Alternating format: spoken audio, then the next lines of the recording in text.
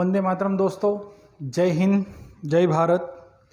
आज का हमारा टॉपिक सूक्ष्म पोषक तत्वों पर है। पादप पोषण 12th एग्रीकल्चर का हम जो है चैप्टर पढ़ रहे थे, उसका सूक्ष्म तत्वों के बारे में कि पौधों के लिए आवश्यक सूक्ष्म तत्व के बारे में हम पढ़ने वाले हैं कि पौधों के लिए सभी आवश्यक पोषक तत्वों के बारे में हमने पढ़ा था कि पौधों के लिए कितने पोषक तत्वों की आवश्यकता होती है। तो हमने पढ़ा था पौधों के लिए बोलो 17 पोषक तत्वों की आवश्यकता थी। कितने पोषक तत्वों की आवश्यकता थी? 17 पोषक तत्वों की आवश्यकता थी।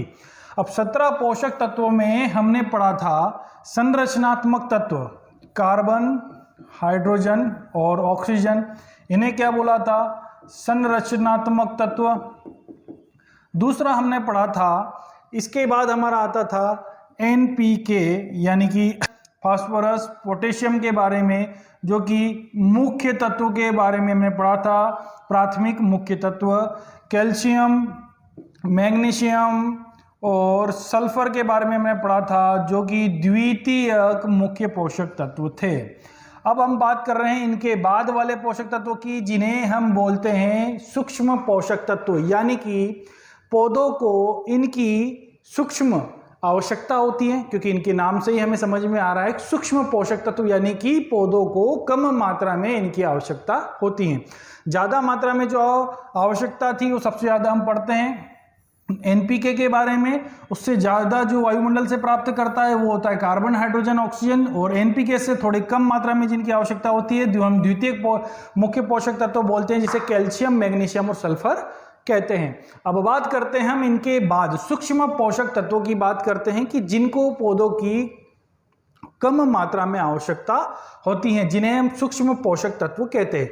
हमने कई बार पढ़ा था, इसके पहले भी पढ़ा था कि जब हम भी भोजन करते हैं तो बहुत ज़्यादा मात्रा में रोटी और सब्जी का उपयोग करते हैं, पर कभी उसके अलावा अगर रोटी और सब्जी में थोड़ा बहुत हमें अगर टेस्ट बढ़ाना है तो हम अचार और मुरब्बे का भी क्या करते हैं? उपयोग करते हैं।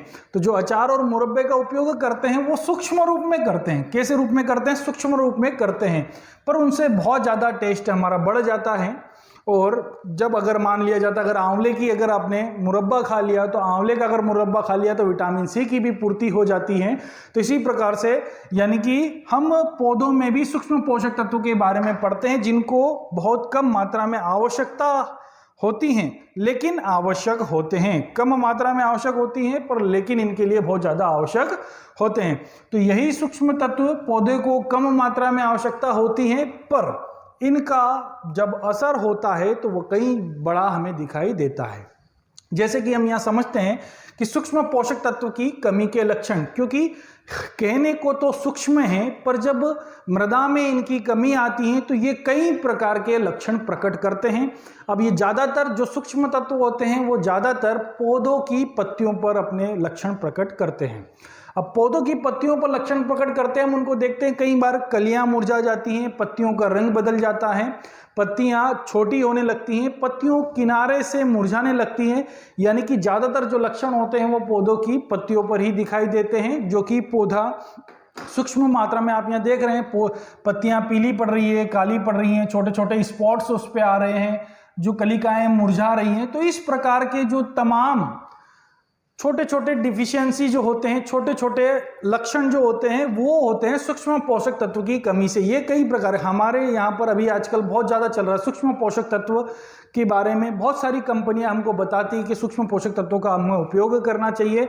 ज़्यादातर किसान अभी तक नाइट्रोजन, फास्फोरस, पोटेशियम, NPK के बारे में ज़्यादा उपयोग करता था लगातार। अब तो हम कई प्रकार की, और दूसरा कि इन सूक्ष्म तत्वों के कारण पौधों में कई प्रकार की बीमारियां भी उत्पन्न होती हैं। तो उन बीमारियों के बारे में भी हम पता करेंगे कि किस तत्व के कारण कौन सी बीमारियां होती हैं। तो पौधे की ये हालत आप देख रहे हैं, ये सभी सूक्ष्म पोषक तत्वों के कारण ही होती हैं कि कई प्रकार की जो है डिफिशियंसी हमें पौधे में देखने को मिलती है, जिससे कि पत्तियां का रंग बदल जाता है, पत्तियां मुरझा जाती है। तो सबसे पहला हमारा आता है आयरन की। हम बात करते हैं पौधों में इसकी मात्रा जो होती है 10 से 100 ppm तक होती है, यानी कि पौधों के अंदर ये 10 से 100 ppm तक पाया जाता है। और इसका अवशोषण फेरस के रूप में, पौधा किस रूप में करता है? फेरस के रूप में खाता है। और दूसरा होता है फेरिक के रूप में भी इसका उपयोग करता है। अगला यही आते हैं कि इसके जो कार्य होते हैं तो यह अनेक अपचयन क्रियाओं में प्रयुक्त एंजाइमों का सक्रिय कारक होता है। कि जो ऑक्सीकारक जो अपचयन अभिक्रियाएं होती हैं पौधों के अंदर, उनके अंदर एंजाइमों का सक्रिय एंजाइम को बनाने में सक्रिय कारक की भूमिका निभाता है। यह क्लोरोफिल के संश्लेषण में उत्प्रेरक के रूप में काम करता है, जो कि पौधों के अंदर जो क्लोरोफिल हरा रंग बनता है उसमें भी उत्प्रेरक के रूप में आयरन काम करता है। तो अब हमारे जो तत्व हैं वो सूक्ष्म तत्व हैं, तो इनके कार्य भी थोड़े सूक्ष्म ही होंगे, बहुत ही कम मात्रा में अलग अलग पौधों में ये पाए जाते हैं। अब देखने को मिलता है कि आयरन की कमी के लक्षण, शिशु पत्तियों में हरिमाहीनता पाई जाती हैं, क्योंकि जब पत्तियां हरिमाहीनता यानी कि जब नाइट्रोजन में हरापन कम होगा तो हरिमाहीनता पाई जाएगी कि पौधा हरे से कैसा दिखाई देगा, यानी कि पूरा हरे से हल्का सा पीला होने पर आ जाएगा।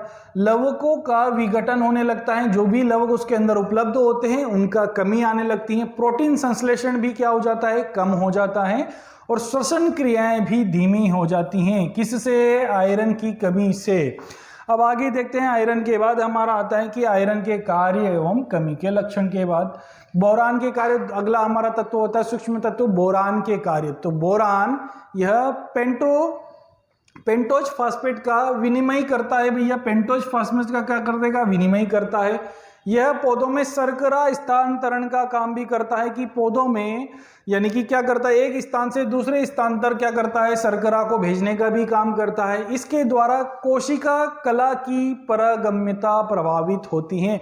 जो पौधों के अंदर कोशिका होती हैं उनकी परागम्यता प्रभावित होती हैं। यह विभिन्न उपापचयी क्रियाओं का भी नियमन करता है, कि पौधों जो हैं पौधों के अंदर जो भी क्रियाएं होती हैं उनका क्या करता है, नियमन करता है, उनको सुचारू रूप से संचालित करता है। तो ये हुए बोरान के कार्य हमारे। अब हम देखते हैं कि बोरान के हमारे लक्षण। बोरान की कमी के लक्षण, पुष्प तथा फल समय से पूर्व झड़ने लगते हैं। पूर्व झड़ने लगते हैं, समय से पूर्व, यानी कि कई बार हम देखते हैं कि फूल से फल नहीं बनता, उसके पहले ही हमारा क्या हो जाता है, फूल गिर जाता है। तो वो होता है ज़्यादातर बोरान की कमी के कारण ही, क्योंकि ज़्यादातर क्या होता है कि भैया समय से पहले यानी कि बोरान की कमी हुई तो पहले से ही फूल झड़ने लगेगा। अगर फूल झड़ने लगा तो हमारा फल भी नहीं पकेगा, और कभी कभी अगर फल भी बन जाता है तो फल भी छोटी स्थिति में रहकर वो क्या हो जाता है, झड़ जाता है। इसकी कमी से विभज्योतक उत्तक विकृत तथा असंगठित हो जाते हैं, यानी कि इनकी जो उत्तक जो होते हैं वो भी असंगठित यानी कि पौधों के अंदर बिखरने लगते हैं। जड़ों की वृद्धि रुक जाती है तथा चकुंदर की जड़ों में ब्राउन हार्ट, याद रखना, चकुंदर की जड़ों में ब्राउन हार्ट रोग उत्पन्न हो जाता है और जड़ों की वृद्धि भी रुक जाती है। किसकी कमी से? बोरान की कमी से जड़ों की वृद्धि रुक रही है और चकुंदर में ब्राउन हार्ट रोग भी पैदा हो रहा है। दूसरा, फूल और पत्तियां भी क्या हो रही है, समय से पहले झड़ने लगती हैं। अगला हमारा आता है मैग्नीज के कार्य। यह पौधों की वृद्धि के लिए आवश्यक होता है। वैसे तो सारे ही तत्व हमने पढ़ा है, क्योंकि सारे ही पोषक तत्व वृद्धि के लिए आवश्यक होते हैं। क्लोरोफिल के निर्माण में भाग लेता है, यह भी हमको याद रखना है, क्योंकि भैया पौधों में क्लोरोफिल बनाने में कई बार हम पढ़ चुके हैं क्लोरोफिल के बारे में। मैग्नीज की कमी के लक्षण, हरित लवक में क्लोरोफिल का बनना रुक जाता है। जब हम क्या पढ़ेंगे, इसके कार्य पढ़ेंगे। अगर कार्य नहीं होंगे तो वो काय में परिवर्तित होंगे, कमी। अगर वो हरापन बनाने का कार्य कर रहा है तो वो हरापन कम करने का भी यानी कि उसकी कमी के कारण होगा। पत्तियों की शिराओं में हरिमाहीनता हो जाती है। वही क्लोरोफिल अगर कम होगा तो हरापन भी क्या होगा, जब क्लोरोफिल की कमी आएगी तो हरिमाहीनता भी उत्पन्न होने लगेगी। मंडकण पीले रंग के हो जाते हैं। जो पुष्प के अंदर मंडकण यानी कि पीले रंग के ज्यादातर जो हैं पड़ने लगते हैं, तो पौधों की वृद्धि, इससे पौधों की वृद्धि प्रभावित होती है और क्लोरोफिल की कमी भी आती है।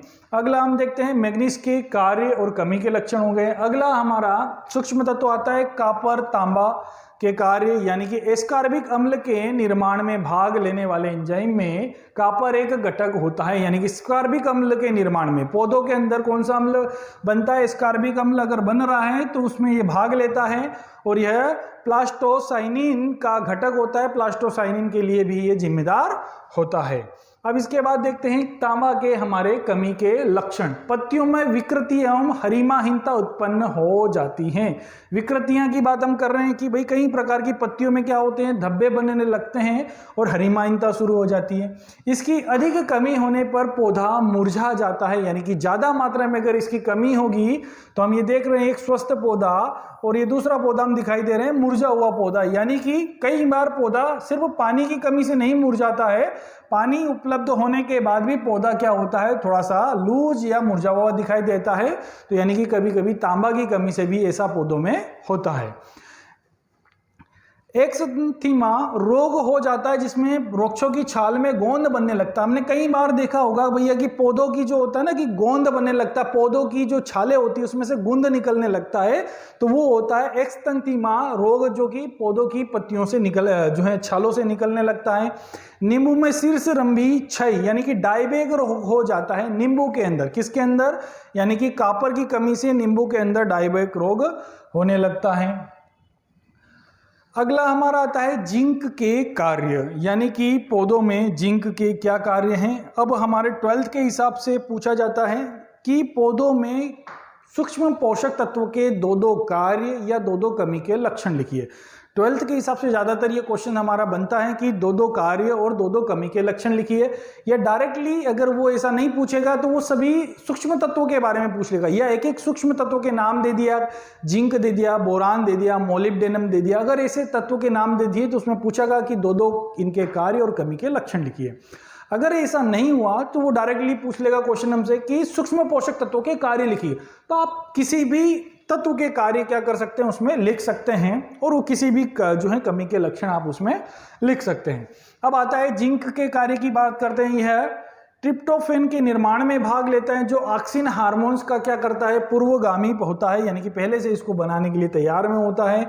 यह अनेक एंजाइम की क्रियाशीलता बढ़ाता है। बहुत सारे पौधों के अंदर जितने भी एंजाइम्स होते हैं उनकी सभी की क्रियाशीलता बढ़ाने में भागीदार होता है और पौधों की वृद्धि के लिए आवश्यक होता है। ये पौधों की वृद्धि के लिए ऑक्सिन के लिए भी होता है भैया, ऑक्सिन हार्मोन्स। ये ऑक्सिन जैसे पौधों के अंदर ऑक्सिन हार्मोन्स बनता है तो उसके लिए भी जिम्मेदार होता है।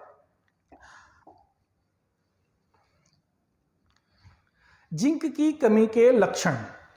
पर्वों के छोटे होने से पूरा पौधा बौना रह जाता है। कभी कभी क्या होता है, पौधों के पर्व यानी कि जो माथा होता है वो क्या हो जाता है, छोटा रह जाता है। जब वो छोटा रह जाएगा, जब कभी भी पौधा ऊपर से अगर ग्रोथ नहीं करेगा तो पौधा कैसा रह जाएगा, ठिंगना रह जाता है। किसकी कमी से? जिंक की कमी से। पत्तियां छोटी व पीली पड़ जाती है। वही देख रहे हैं हम भैया कि पत्तियां छोटी छोटी रह जाती है और पीली पड़ना लग जाती है। बीजों का बनना रुक जाता है, यानी कि जब पौधे फल जो है पुष्प से बीज बनने की प्रक्रिया होती है तो क्या होता है, इसकी कमी के कारण कभी कभी ये भी रुकने लगता है, जिंक की कमी के कारण। हम देखते हैं, आप अगर 12th में हैं, आपके दोस्त भी 12th में हैं, तो उनको ये वीडियो शेयर करिए और सब्सक्राइब करिए, उन तक आसानी से भेजिए ताकि वो आपसे कभी पूछे ना। भैया परीक्षा में आने के बाद बच्चा यही पूछता है कभी कि यार भैया आज काय का पेपर था या हम क्या पढ़ाना था, भैया तू मेरे को बता दे, ये बता दे। तो उसको ऐसी आपकी नौबत ना आए, इसलिए अपने दोस्तों को वीडियो शेयर करते रहिए ताकि वो भी देखें और थोड़ा बहुत समझे। अगर 2 पॉइंट भी याद रह गए तो भैया 2 पॉइंट भी हम जो है परीक्षा में लिखने के लिए हमारे लिए बहुत अच्छे रहेंगे कि हम आसानी से उन्हें लिख पाएँ। मॉलिब्डेनम के कार्य की हम बात करते हैं। लेग्यूमिनस पौधों में मूल ग्रंथियां बनने में सहायक होता है। ग्रंथियां किसको बनाने में सहायक होता है कि जो लेग्यूमिनेसी पौधे होते हैं उसकी जड़ों में क्या पाई जाती हैं, ग्रंथियां पाई जाती है। कौन सी ग्रंथियां? राइजोबियम गठाने पाई जाती हैं। तो इन राइजोबियम गठानों की संख्या में वृद्धि करने के लिए क्या जिम्मेदार होता है? मॉलिब्डेनम जिम्मेदार होता है। यह नाइट्रेट का अपचयन नाइट्राइड में करता है, यानी कि नाइट्रेट से जो है बदलता है, नाइट्राइड्स में बदल देता है। टेनिन के संश्लेषण में सहायक होता है, यानी कि ये क्षण कि मॉलिब्डेनम की कमी के लक्षण। सहजीवी पौधों में नाइट्रोजन का स्थिरीकरण कम होने लगता है। नाइट्रोजन का क्या होने लगता है? स्थिरीकरण कम होने लगता है। पत्तियों की वृद्धि रुक जाती है पत्तियों मॉलिब्डेनम की कमी से। पुष्पों के बनने की क्रिया प्रभावित होती है, यानी फूल बनने में भी बाधा उत्पन्न होती है। और गोभी में विप्टेल नामक रोग होता है, वेरी इंपॉर्टेंट, यानी कि मॉलिब्डेनम की कमी से गोभी में विप्टेल रोग होता है। कहीं हमने गोभी देखी होगी इस तरह से, चितर बितर हमारी गोभी हो जाती है, उनके पत्ते हमारे ऐसे होने लगते हैं, पूरी तरह से पत्ते विकसित नहीं होते हैं और गोभी का फूल भी पूरा नहीं बनता है, तो वो बिखरने लगता है, जिसे हम बोलते हैं गोभी में विप्टेल रोग। वो होता है मोलिब्डेनम की कमी से। अगर आपको वीडियो अच्छा लग रहा है, थोड़ा भी समझ में आ रहा है, तो प्लीज़ चैनल को सब्सक्राइब करिए और शेयर करिए। इसी प्रकार से हम अगला देखते हैं सूक्ष्म पोषक तत्वों के बारे में, और अपने दोस्तों तक भी चैनल को शेयर करिएगा भैया, ताकि वो वीडियो आसानी से देख पाए। क्लोरोफिल के कार्य, प्रकाश संश्लेषण में, फोटोसिंथेसिस में महत्वपूर्ण भूमिका निभाता है। प्रकाश संश्लेषण की क्रिया में, वाष्पोत्सर्जन में भी इसकी भूमिका होती है। वाष्पोत्सर्जन की जो क्रिया होती है उसमें भी क्लोरोफिल की कमी के लक्षण, इनकी कमी से पौधे सूखने लगते हैं। कभी कभी हम देखते हैं यानी कि पौधे सूखने लगते हैं। खड़ा हुआ जो पौधा है उसको पर्याप्त पानी मिल रहा है, सब कुछ हो रहा है, उसके बाद भी हम कई बार देखते हैं, कई बार बीमारियों के कारण भी होता है, पर ज्यादा जैसे पोषक तत्व के कारण पौधा खड़ा हुआ है पर इसकी टहनियां ऑटोमेटिकली क्या होने लगी भैया, सूखने लगी, तो समझ जाना किसकी कमी हो रही है, क्लोरीन की कमी हो रही थी। इसकी कमी से हरिमाहीनता के बाद उत्तक क्षयी तथा पत्तियों में तांबे जैसा रंग उत्पन्न हो जाता है, यानी कि जो पत्तियां होती है उसमें क्या होने लगते हैं, धब्बे बनने लगते हैं क्लोरोफिल की कमी के कारण। जो लेक्चर होगा एक इसी प्रकार पोषक तत्व प्रबंधन पर हमारा लेक्चर होगा, उसके लिए अलग से हमने एक लेक्चर बनाया हुआ है। अगर आप लोगों को अगर यह ऐसे ही अगर इसमें कोई क्वेश्चन होते हैं तो आप कमेंट के माध्यम से हमसे क्वेश्चन पूछ सकते हैं, और चैनल को लाइक करिए, सब्सक्राइब करिए। जय हिंद, वंदे मातरम। और अगर आप 12th एग्रीकल्चर में हैं तो पूरी तरह से वीडियो को शुरू से लगाकर लास्ट तक अच्छे से देखिए, ताकि हमको एक एक चीज़ें धीरे धीरे स्टेप बाय स्टेप समझ में आने लगे। और अगर आप 12th में हैं तो हमारे जो नंबर होते हैं कोचिंग क्लासेस के, या उन पर अगर आप इसके माध्यम से प्रिंटेड नोट्स लेना चाहते हैं तो हमारे दिए हुए 8818888646 नंबर पर आपका नाम, स्कूल का नाम लिखकर आप व्हाट्सअप करें, जिससे कि हम हमारे बनाए हुए नोट्स आप लोगों को PDF के माध्यम से हम शेयर कर सकते हैं। वंदे मातरम, जय हिंद।